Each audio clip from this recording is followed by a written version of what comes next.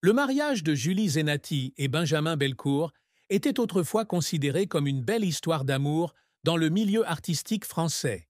Ils se sont rencontrés vers 2005, alors que Julie cherchait à relancer sa carrière après ses années de succès avec Notre-Dame de Paris.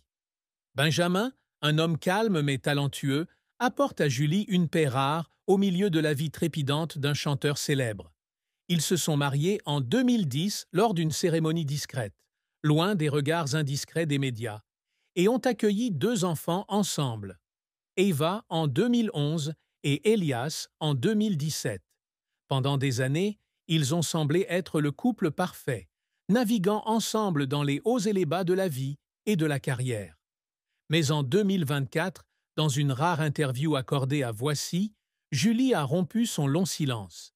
Elle a admis que son mariage n'avait pas résisté à l'épreuve du temps et aux différences irréconciliables.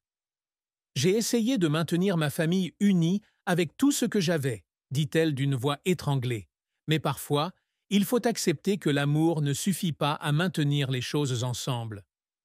La plus grande tristesse dans la vie de Julie Zenati n'était pas simplement la rupture de son mariage avec Benjamin Belcourt, mais aussi le profond sentiment de perte du rêve d'une famille parfaite à laquelle elle avait tant aspiré. Née de parents divorcés lorsqu'elle était jeune, Julie a grandi avec des souvenirs fragmentés d'un foyer complet.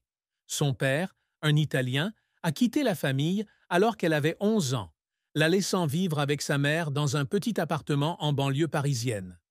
L'absence de son père a été un traumatisme qu'elle a porté tout au long de son enfance et a suscité en elle un fort désir de fonder sa propre famille durable. J'ai toujours rêvé d'une maison pleine de rire, où mes enfants ne grandiraient pas dans le sentiment de privation comme moi, confiait-elle dans une interview à Téléstar en 2012. Mais lorsque son mariage avec Benjamin s'est progressivement effondré, ce rêve a également disparu, la laissant avec un vide incommensurable.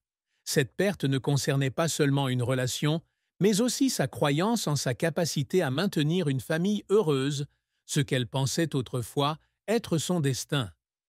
La carrière de Julie Zenati a été un long voyage rempli de grands succès et de défis difficiles, un chemin qu'elle a parcouru avec joie et larmes. Elle s'est fait connaître en 1998, lorsqu'elle a été choisie pour incarner Fleur de Lys dans la comédie musicale Notre-Dame de Paris, de Luc Plamondon et Ricardo Cocchiante. Avec sa voix claire et son excellente capacité expressive, elle a conquis le public dès les premières notes de la chanson bohémienne.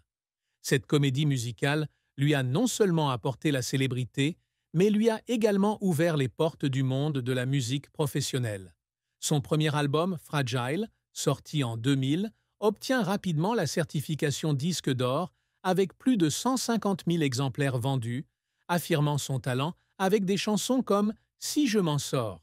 Suite à ce succès, elle sort Dans les yeux d'un autre en 2002 et Comme vous en 2004, tous deux bien accueillis, consolidant sa position sur la scène musicale française. Cependant, la carrière de Julie n'a pas toujours été un lit de roses. Dans les premières années qui ont suivi Notre-Dame de Paris, elle a dû faire face à une pression énorme de la part du public et des médias, qui attendaient d'elle qu'elle prouve constamment sa valeur après son succès initial.